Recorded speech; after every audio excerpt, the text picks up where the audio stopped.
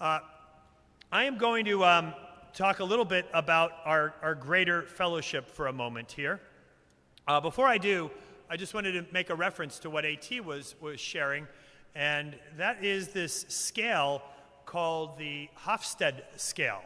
It is a scale that looks at country by country on planet Earth and comes up based on a variety of metrics whether a country scores higher or not on the individualism scale. So it's a 0 to 100 scale.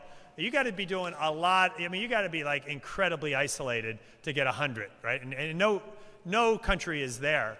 But the lower the score, the more communal you are. And here is this guy. I don't know why I have a picture of him. It just looks interesting. I don't know. But anyway, here's Geert Hofstede, and he is a psychology professor of cross-cultural studies, and his scale has become the kind of almost like the United Nations preferred scale to look at this.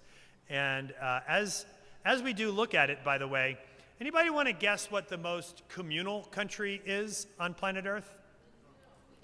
Brazil's not bad. You're actually pretty close with Brazil. I don't have all of the scores, but Brazil was like in the 20s on the 100-point scale. But the country that actually scored the lowest was Colombia, and it was just 6 on that scale.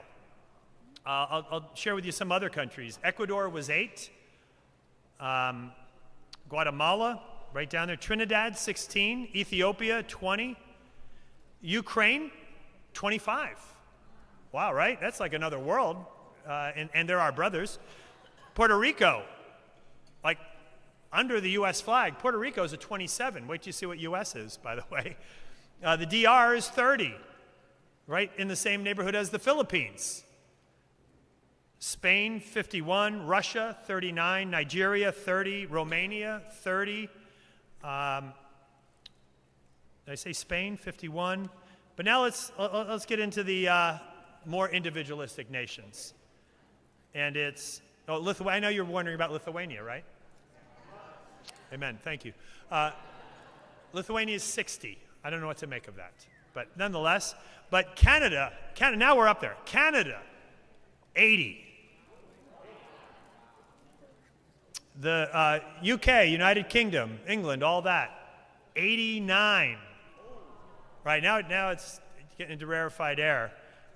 And Australia, 90.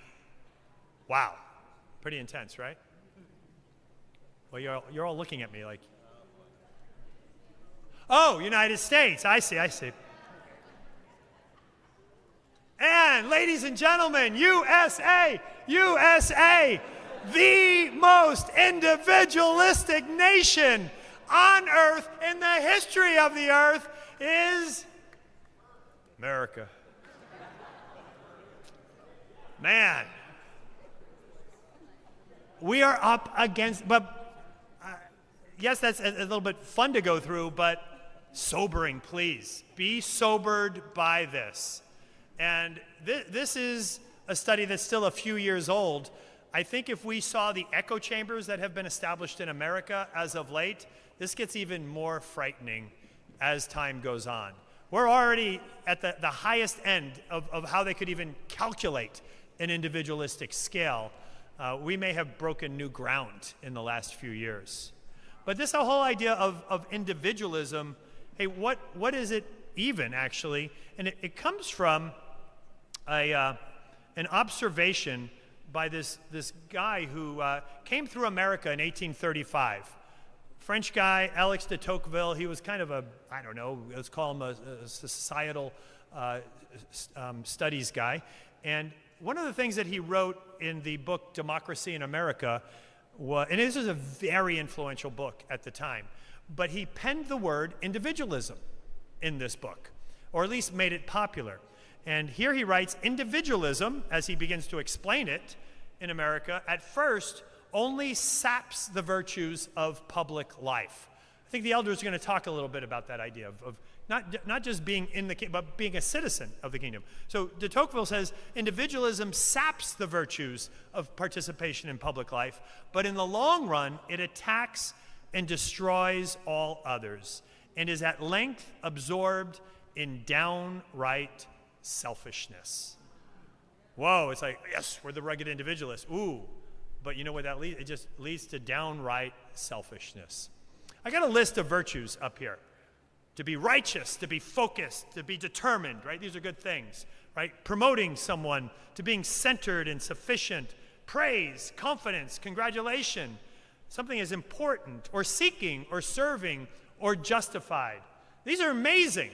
But how do you take this amazing stuff and absolutely ruin it?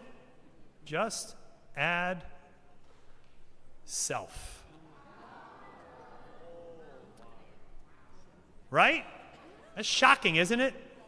Self-righteous, self-focused, self-determined, self-promotion, self-centered, self-sufficient, self-praise, self-confidence, self-congratulation, self-important, self-seeking, self-serving, self-justified. Oy. As antithetical to all things Jesus as we could begin to imagine. I'm going to finish off with just